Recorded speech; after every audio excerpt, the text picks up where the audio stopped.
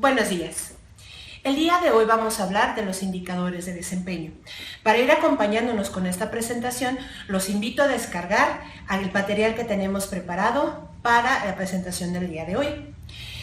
Vamos a hablar sobre indicadores de desempeño. Es importante destacar que pueden existir muchos tipos de indicadores dependiendo de cuáles sean nuestras necesidades. Pero en esta ocasión vamos a revisar específicamente los indicadores de desempeño, que son aquellos que surgen de la metodología de marco lógico, es decir, que provienen de nuestro árbol del problema, que el cual luego pasa a ser nuestro árbol de objetivos, para finalmente posicionarse en cada uno de los niveles de la MIR. El día de ayer, nuestros compañeros José Francisco Pérez de la Torre y Juan Carlos Robles nos hablaron sobre el resumen narrativo. Si ustedes quieren consultar esta presentación, también la pueden encontrar en el canal de la Dirección General de Planeación de la UNAM. Entonces, en esta ocasión vamos a hablar sobre la segunda columna. Esta segunda columna es sobre indicadores, tal como les comenté. Primero que nada, ¿qué es un indicador del desempeño? Bueno, pues estas son herramientas empleadas para dar seguimiento, representadas como una expresión cuantitativa. Al ser cuantitativa, los fenómenos sociales que son medidos de forma cualitativa, se debe buscar la manera de que sean cuantitativos para tener homogeneidad entre sí. Los indicadores de desempeño también son un medio sencillo y viable para medir logros, cumplimiento de objetivos y metas, reflejar los cambios vinculados a las acciones del programa, para monitorear y por supuesto también para evaluar resultados. Ahora bien, ¿cuándo podemos usar un indicador? ¿En qué momento es pertinente? En cada una de las etapas del ciclo presupuestario es importante tener indicadores de desempeño. Es decir, en planeación, programación, presupuestación, ejercicio, control, seguimiento y evaluación, es importante tener indicadores sólidos que vayan midiendo nuestros niveles de avance. En el caso de la rendición de cuentas, los indicadores son una herramienta muy importante, ya que es una forma con la cual podemos comunicarnos con la sociedad sobre los avances de nuestros programas. Así pues, nosotros tenemos básicamente dos tipos de indicadores, los estratégicos y los de gestión. Ahora, ¿cuál es la diferencia? Los indicadores estratégicos nos sirven específicamente para los niveles de fin y propósito. En algunas ocasiones también los podemos ocupar para el nivel componente.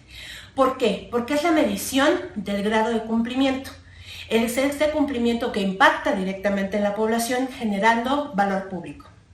Por otro lado, tenemos los indicadores de gestión, que están hechos para las actividades y componentes, que mide el avance en procesos y actividades. Nosotros vamos a ver que nuestros indicadores estratégicos son, digamos, hasta cierto punto externos a los ejecutores, mientras que los de gestión son completamente internos, es decir, va midiendo el avance día a día de nuestra información. Y bueno, el estratégico vamos a poder recurrir a otro tipo de fuentes de información. Bueno, entonces en la lámina de tipos de indicadores para cada nivel podemos ver lo relacionado, los niveles de la MIR, lo que están midiendo los indicadores y cada uno de los tipos de indicadores. Ahora les voy a dar una serie de consideraciones generales para cada uno de los niveles de indicadores. Para los indicadores de fin es importante verificar que sea con una alineación programática. Nosotros vimos en nuestro resumen narrativo que a nivel fin vamos a tener el fin superior al cual queremos llegar, en el cual vamos a contribuir. Bueno, dentro de un programa presupuestario, nosotros tenemos que tener aparte una alineación con nuestro proyecto sectorial, ya sea a nivel nacional, ya sea en entidades federativas o municipios. Tenemos que verificar que tenga esta alineación programática, porque al final de cuentas estamos todos contribuyendo a un proyecto de nación, contribuyendo a nuestro Estado. Por esta razón es muy importante esta alineación. También debemos utilizar información pública disponible. ¿Por qué? Porque como son estos indicadores de impacto, es importante que la gente tenga la posibilidad de hacer una consulta, generalmente en internet, sobre la información que se está poniendo en manifiesto. El día jueves, aprovecho para invitarlos a la transmisión de webinar con Mónica del Instituto Nacional de Estadística y Geografía, la cual nos hablará sobre algunos excelentes medios de verificación que tenemos dentro del INEGI. Otro consejo que les puedo dar con respecto a los indicadores de fin es que tratemos de construir un indicador proxy cuando la medición sea compleja.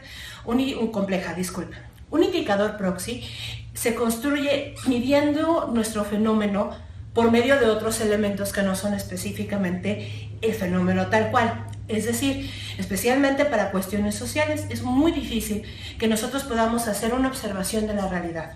Por lo tanto, tenemos que ver aquellas cosas que están reflejadas en otros elementos para poder hacer un indicador que realmente nos mide el desempeño.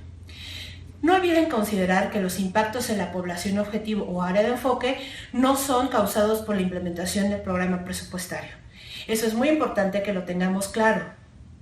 El impacto que nosotros vamos a causar es solamente una contribución en este nivel. Entonces, estos son nuestros consejos. Con respecto al nivel propósito, tenemos que considerar que los indicadores miden resultados o cambios directos atribuibles. Ahí sí, somos completa y absolutamente responsables de los indicadores de propósito. Porque al final de cuentas, como ya nosotros lo sabemos, los indicadores de propósito es la razón de ser de nuestro programa. Con respecto a los indicadores de componente, nosotros vamos a especificar cada indicador para un bien o servicio entregado. Ahora, estos bienes y servicios se tienen que presentar de forma agrupada. Es decir, si nuestro programa es sobre vivienda, no vamos a reportar cada una de las viviendas, sino vamos a reportar un conjunto específico sobre las mismas. Esto es muy importante, a veces nos surgen estas dudas. Tenemos que buscar la manera de que estos indicadores estén agrupados, pero a la vez que correspondan a cada uno de los servicios o bienes que estamos entregando. Con respecto al nivel de actividades, es muy importante no incluir indicadores de presupuesto. Muchas veces para nosotros es una tentación muy grande decir, bueno, pues mi indicador va a ser sobre el monto que gastamos con respecto a determinado proyecto. Esto no es funcional, porque de entrada todos los programas presupuestarios implican la erogación de presupuesto. Entonces esto no nos va a medir el desempeño. Ahora, esto no significa, oigan, es que me están pidiendo de otro lado que haga yo un indicador de presupuesto, está bien, pero este no puede ir en tu MISH, porque aquí lo que estamos midiendo es el desempeño del ejercicio de dicho presupuesto. Ahora, ¿cuántos indicadores recomendamos nosotros incluir en la MISH? Realmente no existe un número fijo recomendado y mucho va a depender de cómo es nuestra MIR y cuáles son los elementos que estamos considerando. Pero en términos generales podemos especificar que a nivel fin y propósito recomendamos al menos un indicador. No podemos nosotros tener ninguno de los niveles vacíos y por supuesto tampoco el de los niveles superiores. Con respecto a los de componentes y actividades, sugerimos que sean suficientes sin ser excesivos. Si nosotros sentimos que están siendo excesivos, tenemos que considerar cuáles son nuestros criterios para seleccionarlos. Y precisamente aquí es donde nosotros tenemos los criterios crema A, no crema A. Cuando nosotros decidamos sobre un indicador, tenemos que reflexionar si son claros, relevantes, económicos, monitoreables, adecuados y que tengan una aportación marginal. En este caso, cuando nosotros hablamos de claridad, quiere decir que sean entendibles, tanto en la forma como lo expresamos verbalmente, como en la fórmula que nosotros utilicemos para representarlo matemáticamente. Debe ser relevante, es decir, se debe de estar midiendo algo importante. Muchas veces podemos decir, es que no puedo medir esto, no puedo medir lo otro, voy a medir la cantidad de cemento que estoy utilizando. ¿Eso es relevante? Eso no lo es. Entonces tenemos que ver la manera de medir lo que sea más relevante dentro de cada uno de nuestros niveles. También debemos considerar que sea económico. Todos partimos de recursos limitados. Por esta razón no podemos invertir demasiado dinero en el cálculo de un indicador, porque entonces estamos, en lugar de midiendo desempeño, estamos actuando de una manera poco eficiente. Es importante que también sean monitoreables, entendido como monitoreable que deben de sujetarse a una comprobación independiente. Es decir, Si nosotros tenemos determinado indicador, tenemos que tener una fuente de consulta que pruebe que lo que nosotros estamos reportando realmente sea apegado a la realidad de la medición, y por esta razón debe ser monitoreable. También debe ser adecuado, y esta es lo que más o menos estaba mencionando previamente. Debe de tener suficientes bases para medir. No debe de ser ni tan directo ni tan abstracto que calcularlo sea una tarea complicada. Debe ser adecuado y debe tener una aportación marginal. Es decir, si yo tengo dos indicadores que son muy similares, debo de elegir aquel que nos esté aportando más. Es decir, el que provea de información adicional. Entonces, con estos criterios CREMA, vamos a ver cuáles son los elementos mínimos a considerar en la construcción de un indicador. El nombre es muy importante. Desde el nombre debe de ser muy claro y muy entendible. No se recomienda que repita el objetivo, porque si nosotros hacemos una repetición de lo que tenemos en la columna anterior, entonces no estamos realmente aportando nada. Tampoco debemos de incluir el método de cálculo, eso es independiente. El método de cálculo es diferente al nombre del indicador. Sin embargo, sí debe de ser claro. Debe ser lo más corto posible. Si vemos la manera de reducir al mínimo posible la redacción del indicador, sería lo mejor. No debe de reflejar una acción, porque no es un objetivo. Los objetivos pueden reflejar acciones, los indicadores no. Y también se recomienda ampliamente, aunque no es necesario, incluir la unidad de medida. Entonces, con respecto a las dimensiones de los indicadores de la MIR son eficacia, eficiencia, calidad y economía. Vamos a ver en términos generales qué son cada uno de estos. Para empezar, los indicadores de eficiencia y eficacia se recomiendan para todos los niveles y sobre todo para los niveles superiores, es decir, de los tipos de indicador estratégicos. La eficacia es lo más sencillo de entender. Mide el cumplimiento de los objetivos, es decir, ¿se hizo o no se hizo? Al ser así, puede ser aplicada a cualquiera de los niveles de la MIR, es decir, fin, propósito, componente o actividad. Con respecto a eficiencia, lo vamos a entender que también se han utilizado los recursos en la producción de resultados. En este caso, como el fin es una contribución, nosotros no podemos tener un indicador de fin en eficiencia. Para estos indicadores solo aplicarán para propósito, componente y actividad. Con respecto a los indicadores de calidad, es importante mencionar que solo aplican para el nivel componente. ¿Por qué? Porque nosotros no podemos hablar de la calidad del impacto o de la calidad de la creación de bien público. Podemos hablar de la calidad de bienes y servicios. Y como nosotros recordamos, los bienes y servicios están en el nivel componente. Es importante. Las encuestas de satisfacción son una excelente una excelente fuente para la generación de un indicador. Estas encuestas irán en un nivel de componente y podrán ser un indicador de calidad. Adicionalmente, los indicadores de calidad son de gestión, porque realmente no estamos midiendo el impacto, estamos midiendo la satisfacción con el bien o servicio. Finalmente, la última dimensión es de economía. Este mide la capacidad para generar y movilizar adecuadamente los recursos financieros. Es decir, no estamos midiendo tal cual la erogación del presupuesto, sino qué tanto estamos aprovechando al máximo posible o adecuadamente los recursos financieros.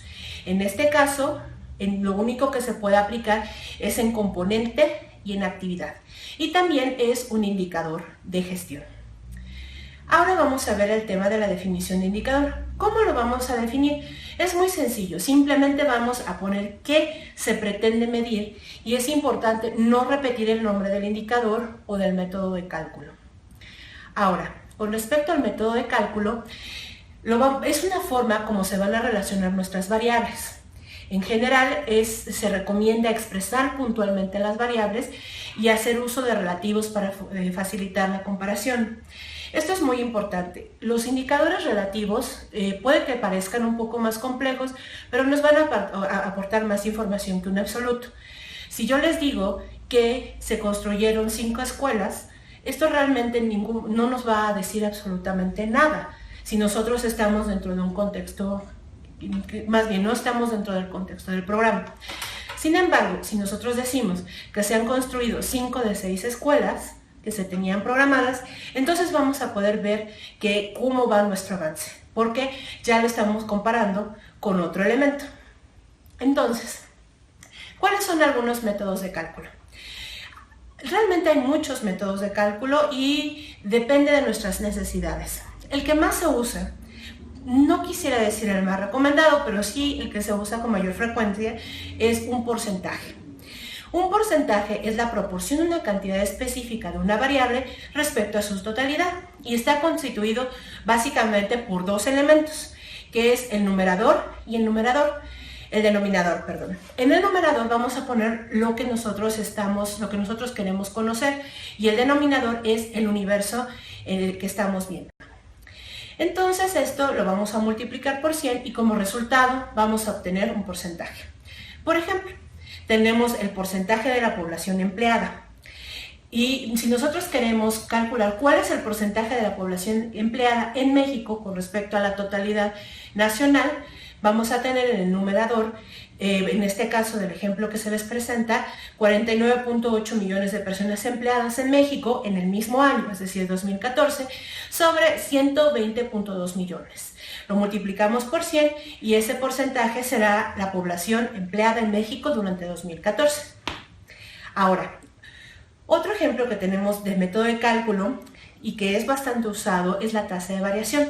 La tasa de variación también es una expresión porcentual y representa el cociente de dos observaciones en una misma variable en dos tiempos. Esa es su característica de tasa de variación. Lo que nosotros vamos a hacer es, matemáticamente se puede representar de dos maneras. La fórmula puede ser la variable del periodo actual menos la variable del periodo previo sobre la variable del periodo previo por 100.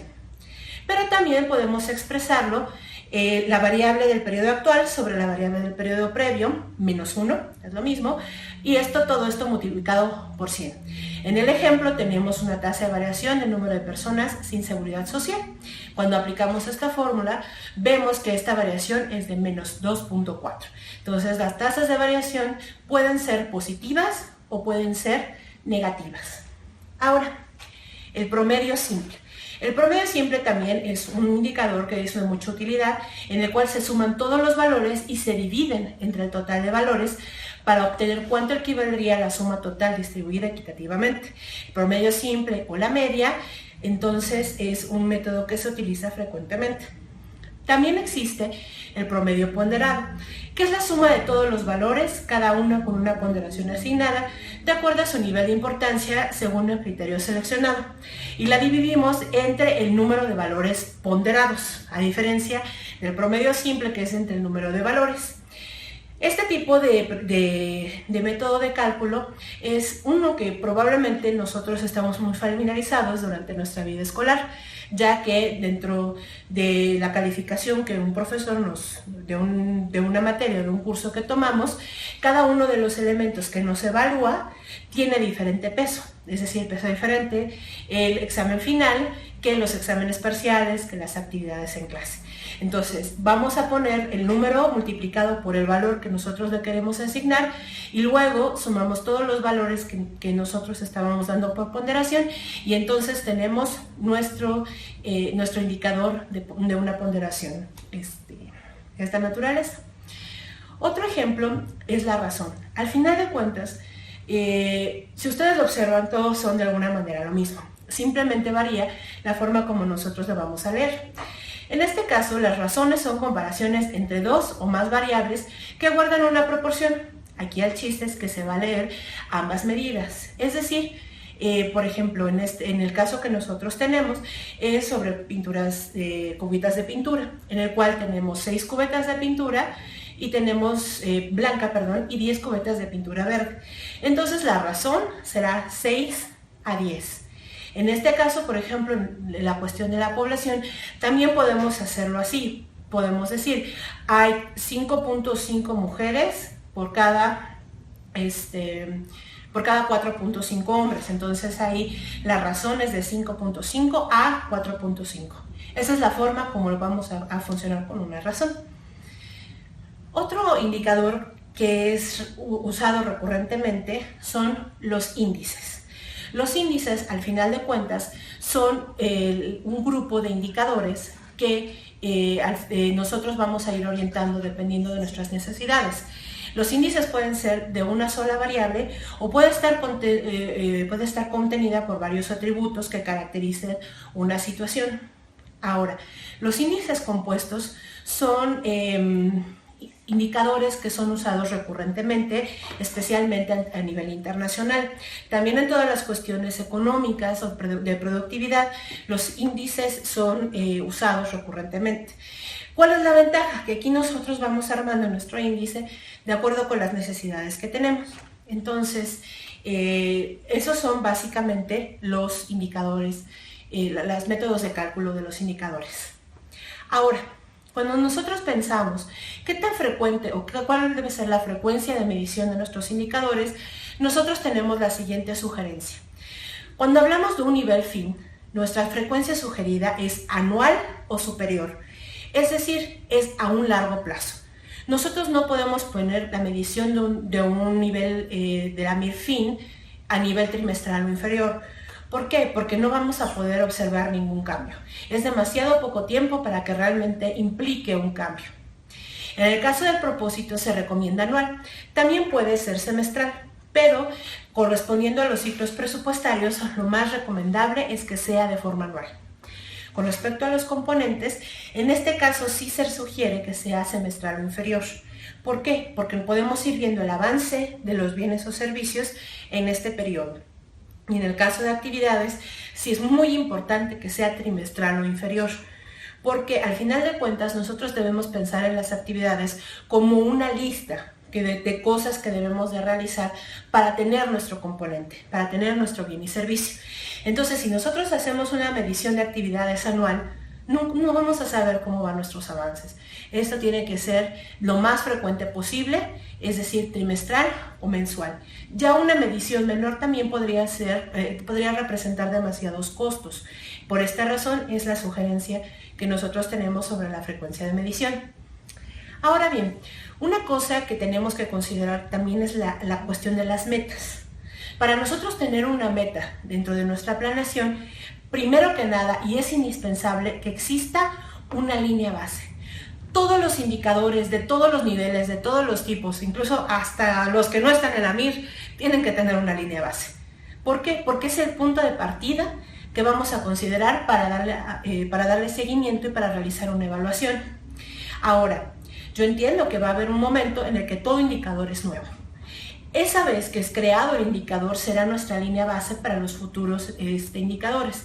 Es decir, nuestro primer resultado será nuestra línea base. Y entonces, una vez que contemos con una línea base, vamos a poder hablar de metas. ¿Qué son las metas? Son los límites o niveles máximos de logro. Las metas deben tener una serie de características que no debemos olvidar. Deben de ser cuantificables y deben de estar relacionadas con nuestro indicador. Es decir, deben de ser el producto del cálculo de nuestro indicador a lo largo del tiempo. Deben de estar directamente relacionadas con el objetivo, orientadas a la mejora y deben de ser muy importantes, factibles pero retadoras. ¿A qué me refiero?